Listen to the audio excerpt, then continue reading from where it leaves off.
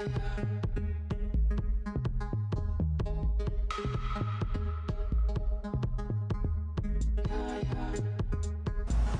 guys, so this is this video is about talking about the 5 steps about getting into Turo and what the best guidelines to get you a 5-star review. So step number 1 is to get a car. If you have a car that is at least 2012 in good shape, less than 130,000 miles, that could work for Turo. If it's a lower end car, keep in mind that it's going to give you around $30 to $50. If it's a higher end car, it might give you around 100 on a good trip days. yeah, okay. Number 2, so setting you up on the app. Yes, you download the app. You can also do it on the computer, but the app, it's like a Facebook profile. You make sure that you create your profile really well. I have a really professional picture of myself there, and then I created my profile very clear as to who I am, what I do. This is my side business, and then when I uploaded this car, is that step 3? Yeah.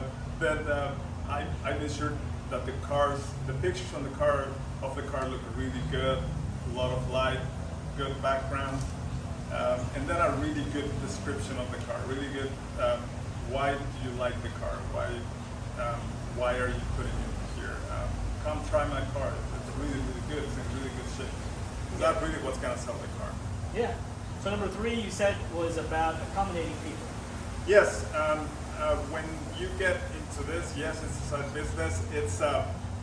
But it's also you put in your hands other people's travel plans. So when you travel, you don't want to be stranded. You have plans. You know that you're gonna get a flight. You know that you're gonna get a hotel. You don't want to be canceled on like randomly. So make sure that you want to accommodate. You're willing to accommodate to people. As an example of myself, I went to Atlanta. I was stranded at the airport. The host would not let me have the car, even though the car was at the airport. And so it was a terrible situation. I didn't have a hotel. I didn't have a car. Ended up paying more for Uber. Ended up paying more for a hotel that I did not need. So, and that's because they weren't very willing to work with the host. So I don't want to ruin people's plans. If you're in this, you gotta be willing to accommodate to people's plans. So yeah, and that'll get you more trips to that you were a good host. Yeah. And step number 4. Make sure that that you when you create your profile, everything is really detailed about the car, but also that you have clear guidelines. I don't want anybody traveling to North Texas, Dallas, Houston, Panhandle, whatever the case might be. Texas is a huge state, and it's You said restrictions. You said a restriction on how many miles they can travel during their stay. No pets, no smoking. This car is super fast. I just tell them no burning tires because it's really what people want to try for. So guidelines really set up. I have had people cancel on the spot when they don't like the guidelines, and that's okay. That's fine. Yeah.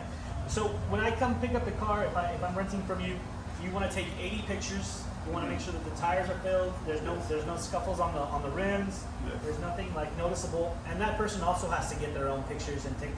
So making sure that like there's nothing like obvious that there's something wrong with the car. That's great.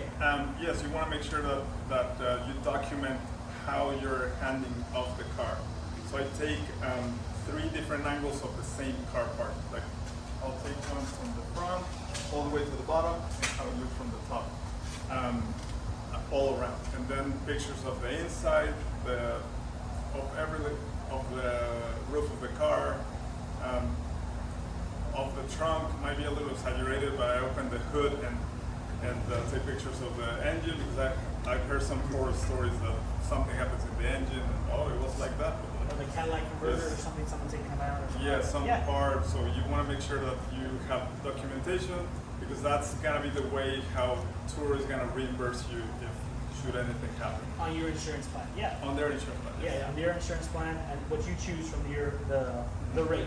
Yes. And the last one would be 5 about getting your 5-star ratings. Oh yes. Make sure that you put in the first 10 trips, and you don't necessarily have to tell the guest, "Hey, give me 5 stars," but you invite them to, if they want you, if they consider that the service was worth it, can you write a review? And most of the times they're gonna write a 5-star review. So those 5 stars in the first 10 trips are gonna give you the ALLSTAR host, which gives you more visibility. Anybody that's looking for a car, you're gonna pop in first. So you want to start with those 10 trips and be there with the 5 stars. Well, thank you so much, Antonio. I hope this inspires people to do their own research and say, you know what, I'm gonna maybe try this app when I'm going on vacation, or even if they have an extra car, put it on Turo and see how it goes. It's a benefit. Like I said, it's an asset.